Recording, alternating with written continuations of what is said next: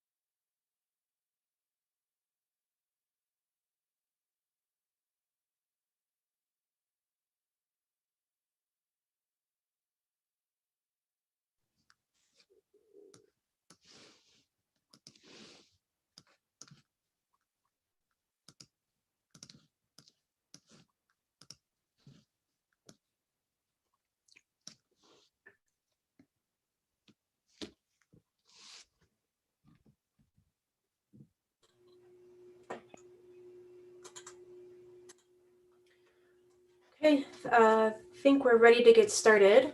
Thank you everyone for joining us today. We are joined by President Carrie Olson and Vice President Jennifer Bacon to talk about the announcement of 3 finalists for superintendent. I'll give it to Carrie. Dr. Olson. Thank you so much, Wynn. I appreciate it. Good afternoon. My name is Dr. Carrie Olson. I'm the president of the Denver Public Schools Board of Education, and I'm joined by Vice President Jennifer Bacon. And on behalf of the board, we want to thank you so much for being here today. As you know, over the last several months, the Denver board has been working together diligently to find a new district leader, one who understands the heart of what we do in Denver Public Schools and will drive our district forward in pursuit of equity as our core identity. Among the exceptional pool of candidates from across our nation, and three candidates rose to the top. Each is bold, each is a rising star in the field of education, and each would be an excellent leader for Denver Public Schools. With naming these finalists, we are that much closer to having a visionary leader who will move our district through and beyond COVID, make student and community-centered decisions. Much money. So based on median income, it takes a typical and move equity from an abstract idea and ensure that all who serve our students are supported to receive the best public education possible. Thank you, Dr. Olson. Again, I'm Jennifer Bacon, Vice President of the DPS School Board, and so excited to be here today. So together, we will make Denver Public Schools a world-class public education system. As a board, we'll work together to do everything possible to help Denver Public Schools' next superintendent succeed. And we hope that you will too. We're extremely excited to introduce these passionate leaders and rising stars to our community, and for our students, educators, and community to have the chance to talk with them, get to know them, and help us select our next superintendent. So we ask everyone in Denver to come together around our collective values in building a strong public education system for all students and in supporting the next superintendent of Denver Public Schools. We're also joined today by Monica Santana Rosen from the ALMA Advisory Group. And Hi, everybody. Sorry. Hi, everyone. It's great to be here again today, and we're happy to take any questions that you have. So we'll open it up now for any questions that you might have. Y acuérdense que podemos tomar preguntas también en español.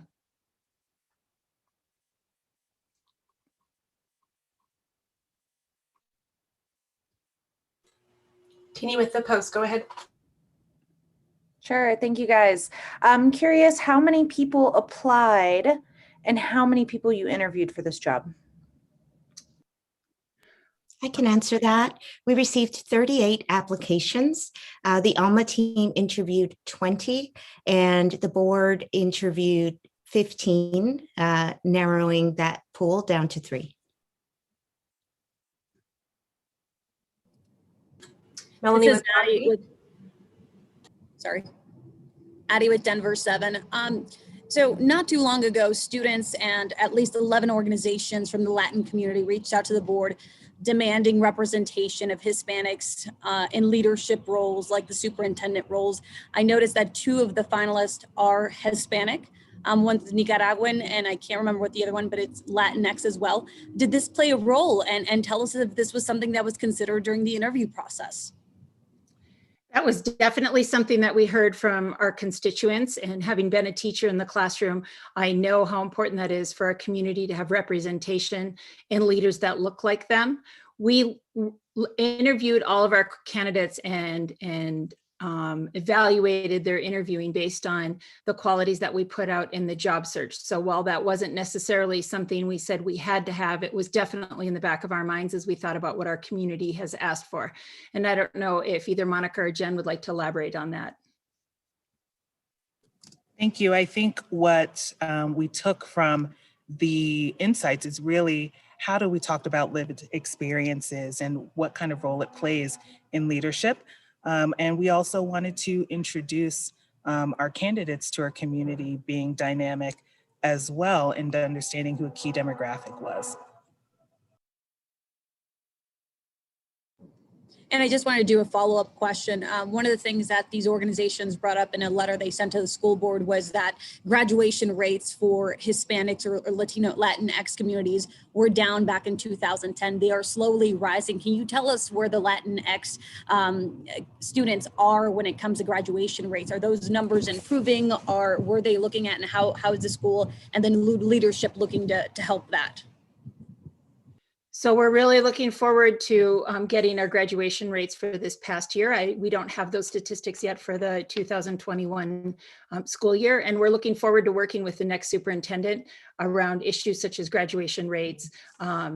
Anything regarding school engagement and academic achievement are areas, of course, that's in the board's purview to oversee. So we're looking forward to a new visionary leader to take us out of COVID and into the next stage of public education in Denver, Colorado.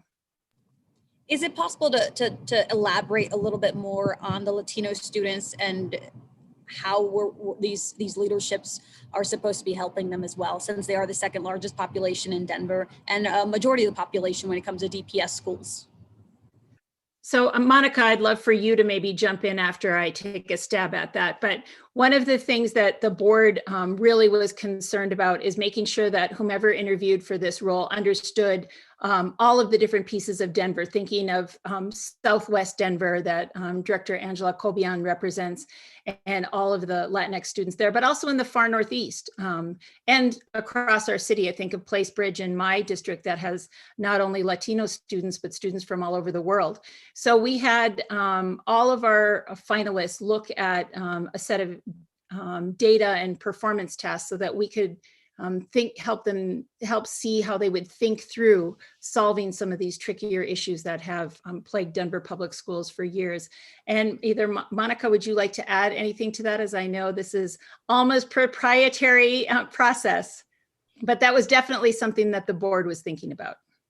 Absolutely. We spent about 2 months speaking with nearly 700 community members who told us what their hopes and aspirations were for their next superintendent.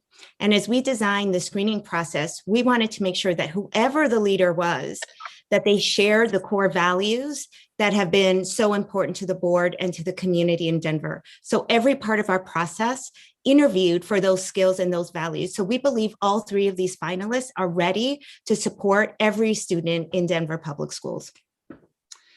And I'd just like to add on what Vice President Bacon had mentioned earlier about the lived experience of our candidates and how they'll translate that into action with our students. And I think academic achievement doesn't just weigh on test scores and graduation rates, but also the whole child experience, the mental health resources and the social emotional support that we can provide, especially as we come out of COVID and begin the next year. Melanie at Chalkbeat. Hi, yeah, thank you. Melanie Asmar with Chalkbeat. That sort of a follow-up question to that. I'm wondering, if you could talk a little bit about what you heard from the community, from those 700 community members, and how these 3 candidates sort of fit the description of what the community said they wanted. Thank you. I can take a little bit of that. Please feel free to chime in. So we heard from our communities something that's very relevant to right now, which is how are we going to move through this pandemic? And in doing so, we need someone who can either connect or understand our experiences across our diversities. We also heard from our community that it really matters that a superintendent is present, that a superintendent knows how to build relationships so that those voices can kind of grow up into our leadership approach. And so in our process, we did as much as we could to reach out to different sections of our community. We also built upon the data and the information we got back in 2018 as well to provide insights there, where a community also said, we are looking for someone who has a strong instructional vision and believes in academics, believes all kids can learn, and again, understands our lived experiences. And so I just want to reiterate what we heard from Monica and the ALMA advisory group, as well as Dr. Olson. Our process was extremely rooted in matching people with values alignment, and not only if they understood what these things meant, but what are examples of how we've seen leadership there. And I just want to reiterate, that's where we started. And so it was really important for us in this process, I think one that differentiated itself, to say, here are the 5 5 or 6, values that we believe in. What is it that you know about it? Do you know it's culturally responsive education, something that's natural to you, right? Do you believe in parent voice? Do you believe in cooperative or collaborative culture? And those were our screens. And so again, really grateful to who we heard, not only in this process, who we've heard years ago, and also who we've continued to hear from over the course of time since we've been members of your board.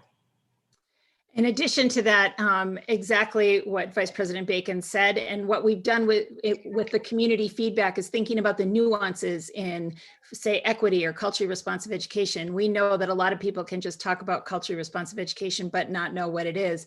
But taking things from the community and hearing how it's played out in schools, and then being able to ask probing questions of our candidates. Likewise with the word equity, I know one of the things we heard from our community is it seems to be just a word on the wall. So as we talked with our candidates, we probed, what would that look like in action? What does equity really mean to you in day-to-day experiences? Monica, would you want to add anything to that? Sure. I think Vice President Bacon and President Olson said it well. I would add just simply that, community members said there were a couple other ideas. One is community members don't just want to have input, they want to have a seat at the table. And so we were really seeking leaders that believed at their core in true community partnership. And we actually interviewed for past examples of how each of these leaders have worked collaboratively with their communities through difficult challenges. So that was really important. And the community members are asking for a unifying leader as we think about the future. So we really asked each of our candidates to share their thoughts on how they would be a unifying presence in the district. And we feel that all three of these candidates have really demonstrated the ability to do those things. Staff with the Denver Gazette. Hi, thanks. Obviously, COVID is sort of job one, getting through that. After that or beyond that, what do you see as the new superintendent's sort of first thing they need to tackle or address beyond COVID? Thanks.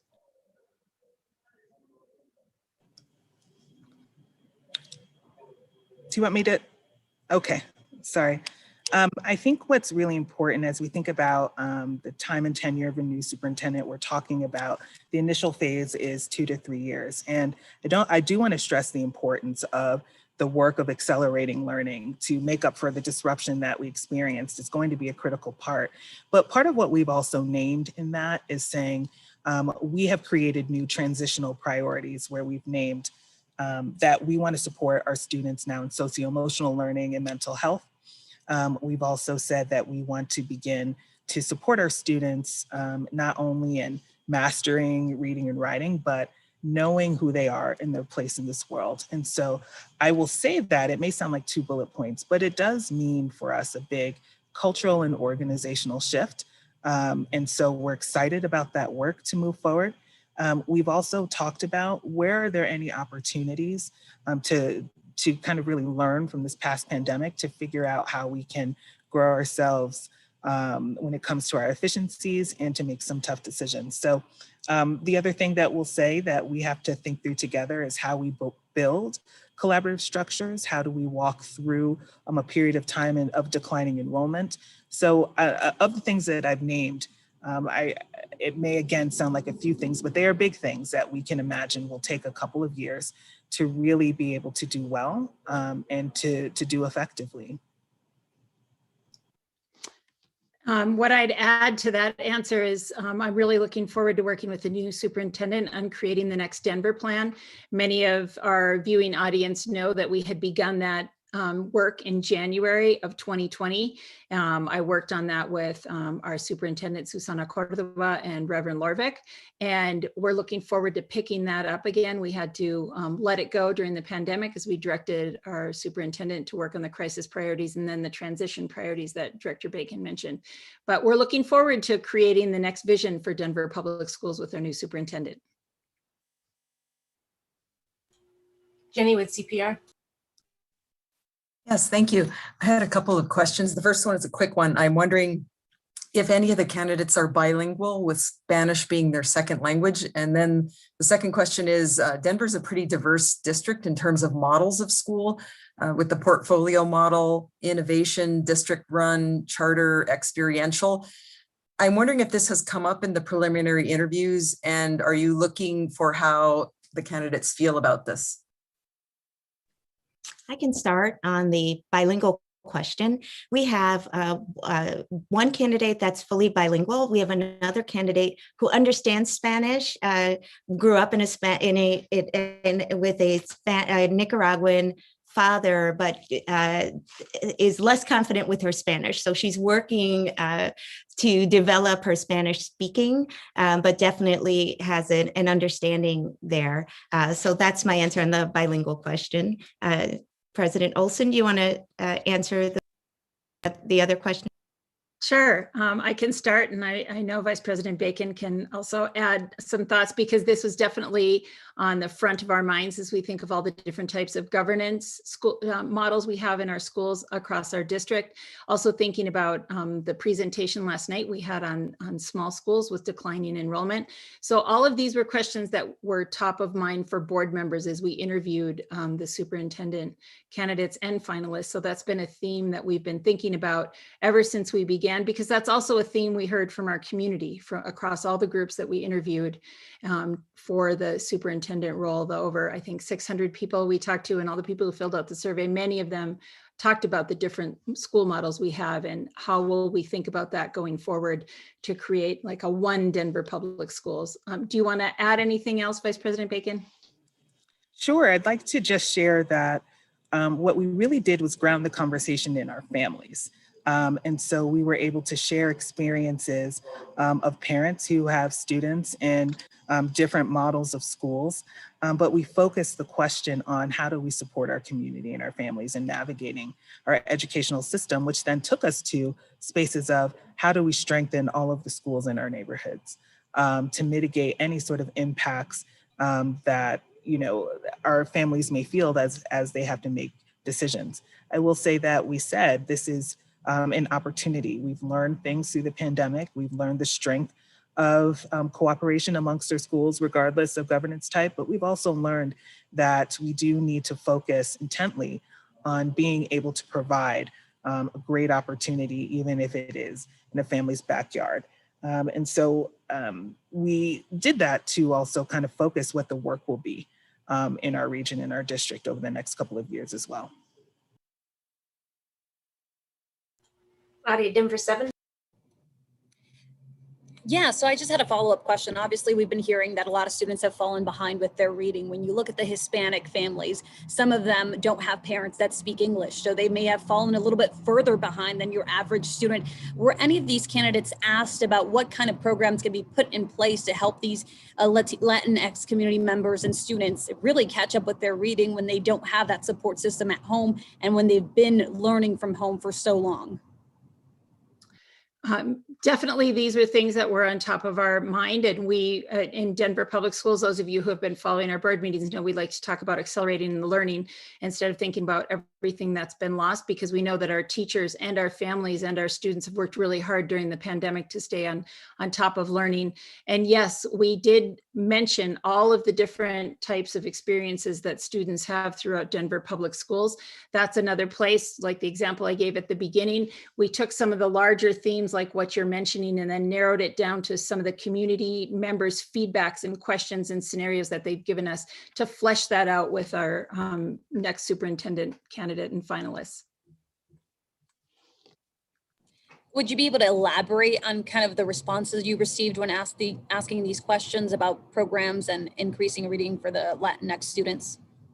At this time, no, I just like to keep it general at this point. I'd really invite the community to be involved and watch the finalists as they are interviewed by our students. I'd also like to mention that we raised student voices through all of this. The students brought up some of these questions that you're asking, and they will be asking these of our superintendent finalists when they do their interview, which will be broadcast live. We'd love for all of you to watch and give us your feedback. We'd love for the superintendent finalists to speak for themselves. And so I invite you to follow along and hear what they have to say about their ideas regarding accelerating learning, especially with our multilingual learners in Denver Public Schools. Thank you so much. Can I just briefly add, we just also want to encourage everyone to participate. So that we can have these voices raised and so that you can interact with our finalists to hear the responses. All of our candidates, we've been able to make them aware of who we are as best as we can through our data, through prioritizing some of these conversations and groups. And now we're looking forward to engaging with our community to help put some of those questions on the table. So we have no greater selling point than our community. And so if we can have any opportunity to say more than right now, we would do it, but please be involved. We really look forward to your questions, but also so do our candidates. Our candidates are looking forward to learning more about our community and sharing what it is that they can do to best support us as well. Yes, and along those lines, really want to ask for your help, encouraging everyone as much as possible to submit their interview questions for the candidates. We are accepting ideas for interview questions for the candidates We have 7 different stakeholder groups that are going to be sitting down with our candidates next week, and they are reviewing the questions submitting and selecting on behalf of their peers which questions to ask. So we really hope that the community will go to superintendent.dpsk12.org, submit your ideas for interview questions. We will absolutely consider them for those finalist interviews. Jesus with Univision. Hello, just following the last question in Spanish, if someone can answer me. ¿Cuál sería el enfoque del próximo superintendente del Distrito Escolar de Denver para apoyar a la comunidad hispana? Claro, eso es una pregunta que habíamos preguntado a todos los finalistas, bueno, todos los candidatos para el superintendente de las escuelas públicas de Denver, porque habíamos escuchado de la comunidad que eso es frente de la mente de muchas personas, no tan solo los alumnos, pero sus padres y los maestros también. Pero como hablamos aquí en las escuelas públicas de Denver, no es todo perdido, ¿no? Que los niños han sido aprendiendo durante esa etapa, durante el COVID.